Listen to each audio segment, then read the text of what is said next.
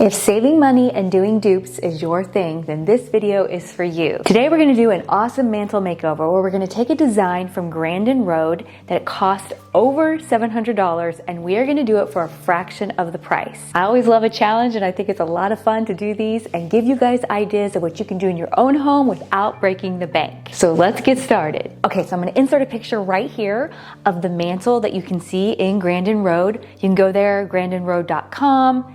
Kind of bougie, they're pretty pricey, but oh boy, we went on a fun little shopping adventure last week. If you missed that, definitely check out that video. We went over to Hobby Lobby and we were on the hunt for what we could find to do this for way less money. Here is a breakdown of how much all the items cost at Grandin Road that I was able to find on their website. Now let's get started and make ours look just as beautiful. Okay, first up, one of the things that we're gonna have to do is we're gonna have to do a little DIYing. As you can see in the wreath in the picture, it matches the swag. Well, I found swags that I really liked there at Hobby Lobby, but I wasn't able to find a wreath that matched it. So I'm gonna make a wreath, super simple. I'm basically I bought like another swag and I happen to have one of these grapevine wreaths and we're just gonna hook it to it. And then if you notice in that photo, there are some pears and that type of thing, and we're just gonna like fluff this up and make it look a little bit more full, a little more rich, add some pears in, and then I think we're gonna achieve the look that we're going for. I will warn you on this, we're going for the same design. We're not going for matchy-matchy. I'm never gonna get this to look exactly like it, but I'm gonna be really close, at least aesthetically, which is what I'm wanting. So let's get our DIYs done that we need to do for this, and then we'll go from there. All this home decorating is making me wanna check on my game, June's Journey. I'm in the middle of a nice little garden reset going on my game, and I need to see how everything's going. You guys know that I've been playing June's Journey for quite a long time now. It is so visually appealing. It is a game that I think is not only beautiful, but it's really great for my mind. That was one of the #1 reasons why I started playing this game. So what it is a hidden object game where you go in and you're finding the hidden objects, and there's murder and mystery and intrigue, and I'm so fully invested in what's happening in June's life that I'm like, must find out what's happening. So I started competing with myself where I'm trying to find the objects faster and faster and faster because I feel like it's so good for my brain.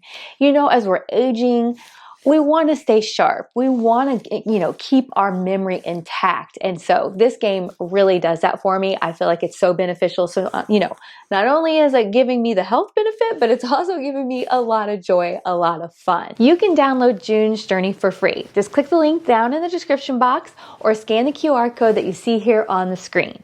It's available on Android, iPhone, or you can even play it on your PC through Facebook Games. Big thank you to June's Journey for sponsoring today's video, and I hope to see you guys over there. I got some black zip ties. I'm just gonna kind of get down in here, put it through the grapevine wreath, and then bring it up and around. When I hook it, I'll have keep this part hidden to where it's underneath something is your best bet. I'm just gonna clip these little edges off and we're good to go.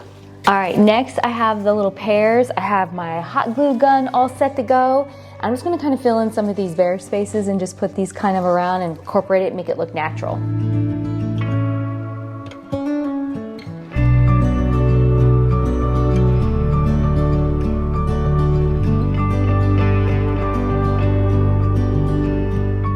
Okay, so I got this large bouquet that I bought to help add in extra filler because it was so inexpensive.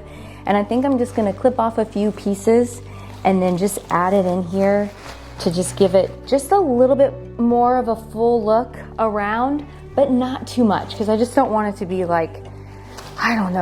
super just overdone. I think I'm gonna put the ribbon on now and then we'll kind of hold this back and see if we have everything in that we would like. I ended up putting it on this wreath stand. It just makes it easier to see what it's looking like instead of laying flat. Like I was saying, we're gonna have the bow right here, but I'm thinking I need one more pair, kind of off up over here. And then we have the 3, and yeah, I think that'll look good. Wow, I'm making a huge mess. I just looked at the picture again. And the bow is not down here, it's up here. Man, I had it all set in my mind for it to be down here. Okay, that's okay. We can still make it, and we can maybe fill something in more down here. So I have this ribbon. Obviously it does not look exactly like it, but I love this one because it has like the stripes in it, but it's got the really pretty colors that I think are gonna kind of make this stand out, and they're just like perfect for fall. So let me make a quick bow. I am not a bow maker, but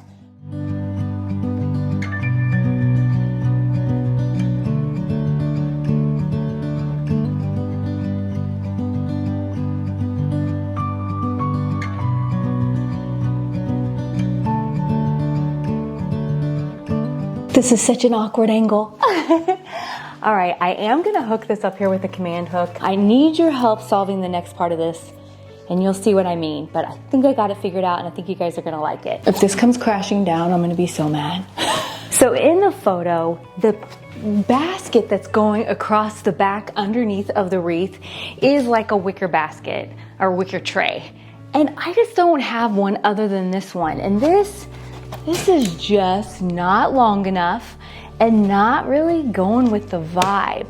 But I do have the perfect tray that would fit in here, and it'll give me the dark contrast I need in order for the thankful sign to show up. So let me show you what I got picked out. So I have this long, dark wooden tray that I think will be awesome because I think it's gonna fit underneath of here perfectly. Plus, when the thankful sign goes in front of it, it's gonna like pop because of the color. And I think that's gonna be so beautiful. So I think this is going to be the right choice.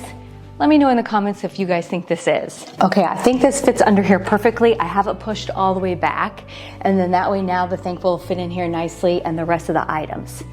Now let's talk a little bit about the thankful sign. Now before you come at me and you tell me that word signs are outdated, they're not on trend, you shouldn't use them anymore, I want to remind you of something before you leave a comment. I always tell you guys to decorate with what you love. If you like it, you put it in your home, you're the one who lives there. And so for me personally, I think that Grandin Road did a beautiful, classy job of incorporating a worded sign into their display. And so I'm going for it because I will tell you what, every time I look at this, I'm gonna be reminded of all the things that I have to be thankful for. So don't ever let anyone tell you what you can and cannot decorate with because you live there, they don't. So I think this is gonna be the perfect addition to right here. Oh my goodness, look how good that pops. That is perfect.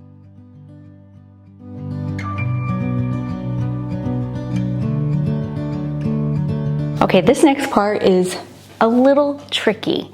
So I don't have candle rings that fit this, that match, you know, like all the stuff that we have going on. So I put a zip tie, but guess what? My mantle, I know you can't tell, like I'm standing on a stool right now. My mantle is so tall that when this is up and around the top, like that is goofy looking from down below. It's just like too much. I can't even see the flowers. So I think I'm gonna let mine hang like that because that looks good and I can actually see the flowers and it just looks so much better. So depending on where you're setting yours, like I don't want to only be able to see the bottom of a candle ring. That's just weird. So I'm gonna leave mine like this so we can actually see the flowers. And then you see how these are backwards? Turn these around to make sure. I did that on the wreath also. If you have flowers that are like facing inward, turn them so you're getting the best look of them. Yeah, and then I'm just putting one of these little flame candles. I also have the remote control kind. I'll decide which one I actually want to do, but that is like perfect. Here's our little other dilemma. They had matching candlesticks. I don't have that many of these tall ones, so we're gonna have to mix and match ours, but I have like dark tone ones that they'll kind of all go together. I don't think it'll stand out to anyone. I'm only pointing it out to you. I bet I could have not even told you and you wouldn't even have, I about fell off the stool and you wouldn't have even realized. So, but we're always transparent here on this channel, so we're gonna keep it real that I'm not going to have matching candlesticks, and that's okay. So next to the one that had the candle ring with the candle, they had a candlestick with a pumpkin. Well, I showed you guys this last week, this beautiful like glass blown one that I found at Hobby Lobby. So I'm gonna put that on a candle thing, but I'm gonna be real honest, this is making me super nervous because if this falls, I mean, this is gonna shatter. So I'm gonna put this on the candle ring, but I think I'm gonna put like some two-sided, you know, like those dots to like help keep it. I don't think it's gonna fall, but what if I get crazy and I'm dancing in the kitchen and I'm pounding the floor or something? You never know around here. And something might cause a vibration or something and cause that to fall. Well, I don't want that to happen. So I'm gonna stick like a sticky dot and get that in place. There. I feel good about that. Ooh, that's looking cute. All right, so now we need to move over to this side where we're gonna do another candle ring and the books.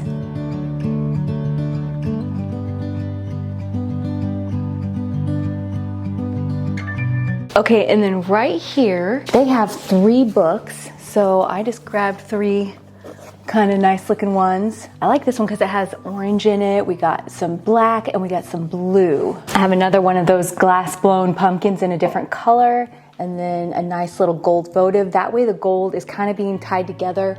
That's in the bow, and we don't have it just like, you know, I like to always have things incorporated.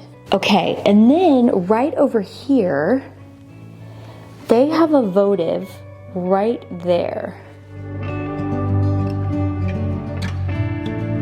We don't even have the bottom swag on, and I'm in love. I really think the wooden board behind the Thankful was the way to go. Hopefully this isn't gonna be too tricky. So I put 4 little command hooks across here, and I left it open here so it'll kind of swag down because this is where I wanna put the ribbon, but I'm a little nervous that the 4 command hooks that I have aren't going to be strong enough, so we're gonna see.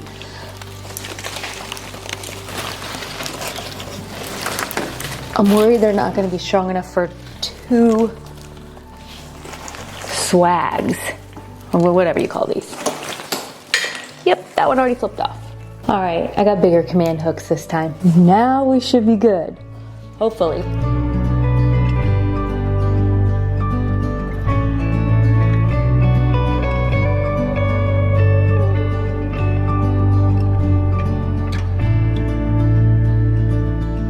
Okay, I think we should add in a few of the pears, just randomly a couple different spots across the little swag here. That way we have that pop of green like we have going in the wreath up there. And then we're gonna get our bow added, and I don't know about you guys, but I think this looks beautiful.